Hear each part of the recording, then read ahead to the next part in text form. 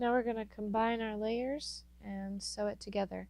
We're going to have the comic side up, the shiny side down. We're going to grab our other layer of PUL, the one with the big gaping hole, and lay it shiny side up on the fabric. So you'll have shiny side up, flip the whole thing over, and you've got shiny side down. Alright, we're going to sew all the way around this. Let's go to the sewing machine. Okay, in the machine we're going to take out our regular foot there, put in the walking foot. The walking foot will keep us from stretching that top layer of PUL. What it does, let me show you a little bit of a close-up of the walking foot. This piece here raises and lowers as it goes across, and there's like this rubber piece in the bottom here. See if you can get a close-up. That moves forward as that comes up and down. And so what that will actually do is it will go forward, grab the fabric, go down, and push it. And so it literally is pulling the fabric, and it's kind of rubbery. It's a rubbery feel. So it's actually pulling the fabric from the top while the feed dogs pull the fabric from the bottom. This regular foot here simply slides across the top of the fabric like a ski, and it's made of metal, and our PUL is kind of a plasticky sort of material, and this will actually stretch the top layer while the feed dogs pull the bottom layer through, and so the two will not end up in the same spot at the end. So we grab this walking foot that will pull both layers together.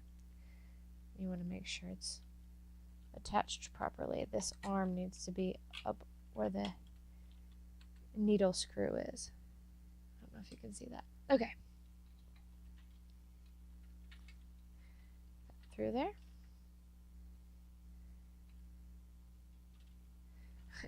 Put that through there again. There we go. Grab our fabric.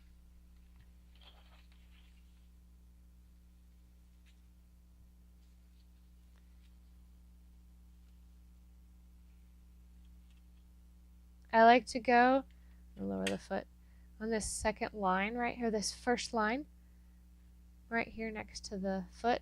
On this wider foot, it actually just pretty much lines up with the edge of the foot. For the elastics, we'll almost go to this next line over.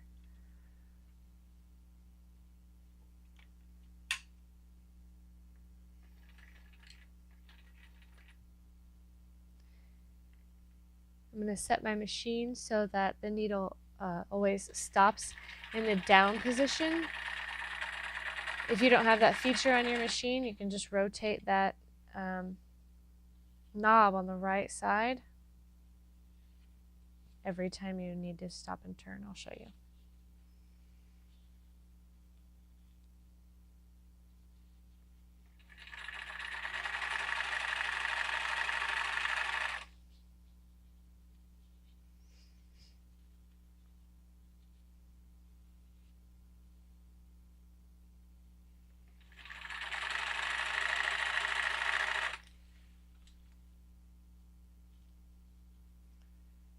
It's not lined up perfectly. It's okay. It's in the seam allowance, so yeah, my needle is down. I will lift the foot, turn the fabric, lower the foot, and keep on sewing.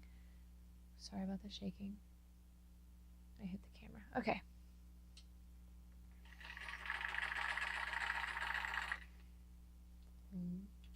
Lift, turn, lower. Now I typically have a arm that comes down beside the machine under the table, and my leg hits it that will lift the foot hands free, but I'm not using it right now.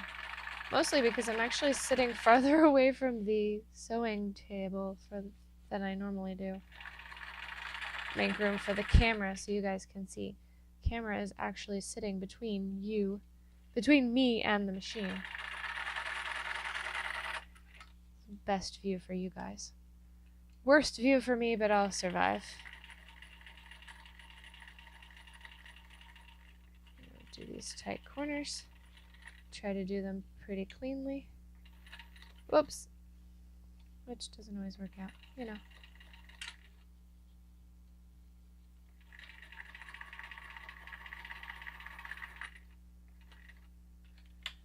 Lift, turn.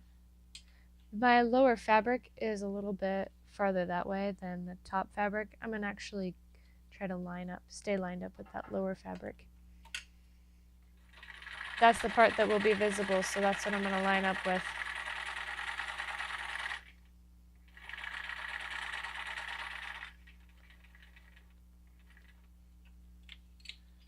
Lift, turn. This pattern has very tight little curves. And it's a newborn, which makes it worse.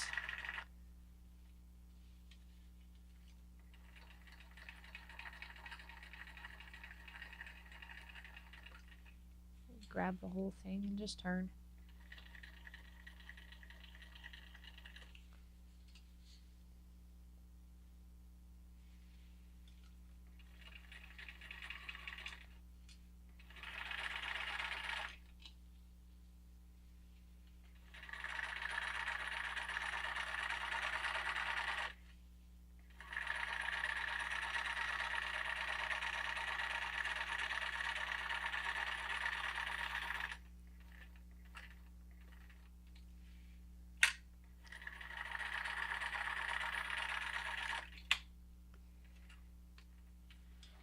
Alright, now we've sewn all the way around it. Let's mark for our elastics and cut the corners.